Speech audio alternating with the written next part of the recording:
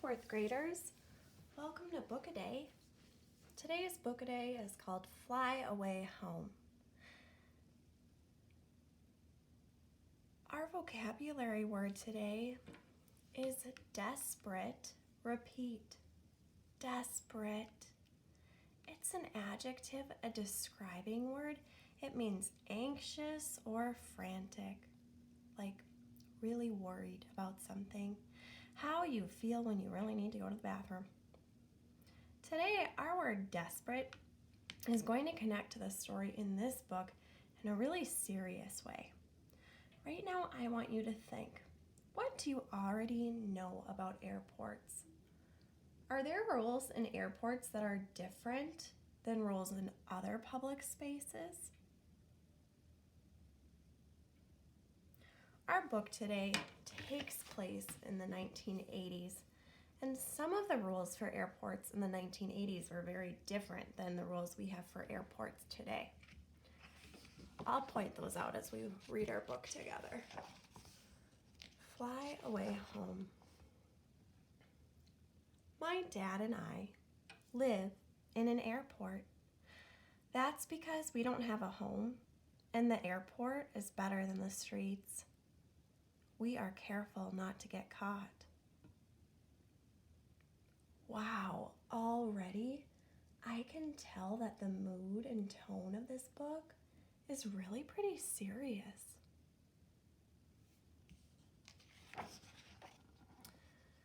Mr. Slocum and Mr. Vale were caught last night. 10 grain bottles hanging on the wall, they sang. They were as loud as 2 moose bellowing. Dad says they broke the first rule of living here. Don't get noticed. Dad and I try not to get noticed. We stay among the crowds. We change airlines. That must mean that they move around the airport a lot. Delta, TWA, Northwest. We love them all, Dad says. Those are all the names of different airlines that have planes. He and I wear blue jeans and blue t-shirts and blue jackets. We each have a blue zippered bag with a change of blue clothes. Not to be noticed is to look like nobody at all.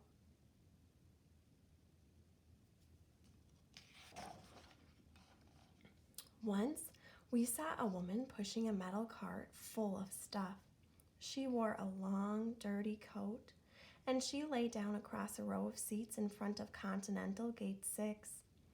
The cart, the dirty coat, the lying down were all noticeable. Security moved her out real fast.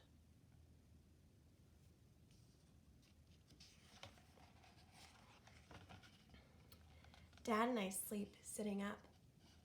We use different airport areas. Where are we tonight? I ask. Dad checks his notebook. Alaska Air, he says, over in the other terminal. That's okay. We like to walk. We know some of the airport regulars by name and by sight. There's Idaho Joe and Annie Franny and Mars Man, but we don't sit together. Sitting together will get you noticed faster than anything, Dad says. Everything in the airport is on the move. Passengers, pilots, flight attendants, cleaners with their brooms, jets roar in close to the windows. Other jets roar out. Luggage bounces down chutes, escalators glide up and down, disappearing under floors. Everyone's going somewhere except Dad and me. We stay.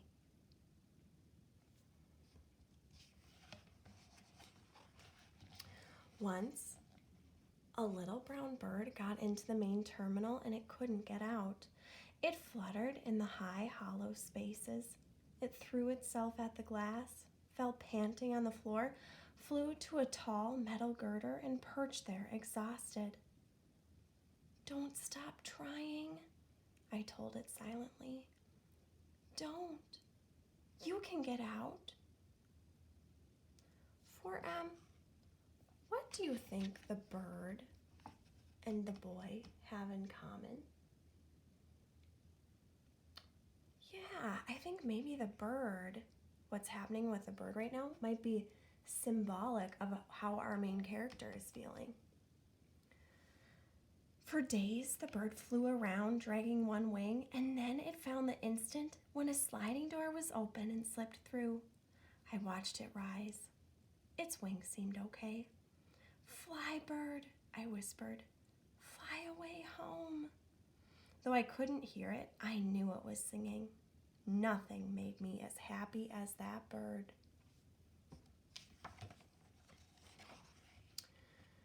The airport is busy and noisy even at night. Dad and I sleep anyway. When it gets quiet between 2 and 4 in the morning, we wake up. "Dead time," Dad says. "Almost no flights coming in or going out." At dead time, there aren't many people around, so we're extra careful. In the mornings, Dad and I wash up in one of the bathrooms, and he shaves. The bathrooms are crowded no matter how early, and that's the way we like it. Strangers talk to strangers. "Where did you get in from?" 3 hours. Our flight was delayed. "Man, am I bushed." That means, "Man, am I tired." Dad and we don't talk to anyone. We buy donuts and milk for breakfast at one of the cafeterias, standing in line with our red trays. Sometimes Dad gets me a carton of juice. On the weekends, Dad takes the bus to work. He's a janitor in an office in the city. The bus fare's $1 each way. On those days, Mrs. Medina looks out for me. The Medinas live in the airport too. Grandma, Mrs. Medina, and Denny, who's my friend. He and I collect rented luggage carts that people have left outside and return them for 50 cents each. If the crowds are big and safe, we offer to carry bags. "Get this one for you, lady? Looks heavy." Or, "Can I call you a cab?" Denny's real good at calling cabs. That's because he's 7 already. Sometimes passengers don't tip. Then Denny whispers, "Stingy." But he doesn't whisper it too loud. The Medinas understand that it's dangerous to be noticed. When Dad comes home from work, he buys hamburgers for us and the Medinas. That's to pay them for watching out for me. If Denny and I have had a good day, we treat for pie, but I've stopped doing that. I save my money in my shoe. Will we ever have our own apartment again? I asked Dad. I'd like it to be the way it was before Mom died. Maybe we will, he says. If I can find more work, if we can save some more money. He rubs my head. It's nice right here though, isn't it, Andrew? It's warm, it's safe, and the price is right. But I know he's trying all the time to find us a place. He takes newspapers from the trash baskets and makes pencil circles around letters and numbers. Then he goes to the phones. When he comes back, he looks sad. Sad and angry. I know he's been calling about an apartment. I know the rents are too high for us. I'm saving money too, I tell him, and I lift one foot and point to my shoe. Dad smiles. Attaboy.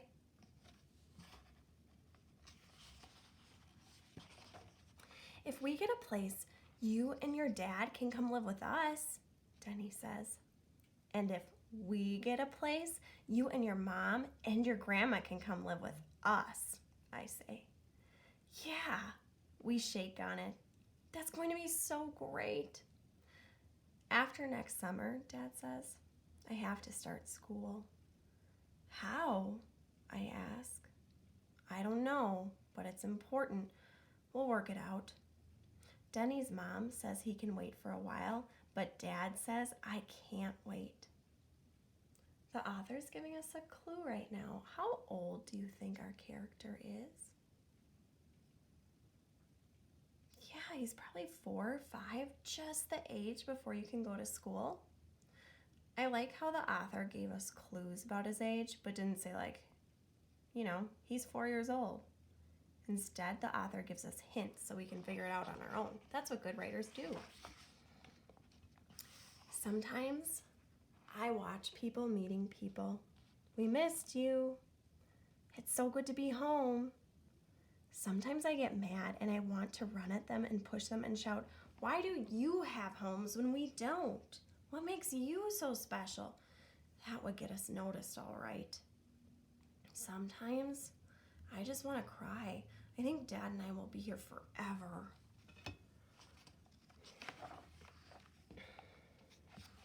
Then I remember the bird. It took a while, but a door opened. And when the bird left, when it flew free, I know it was singing.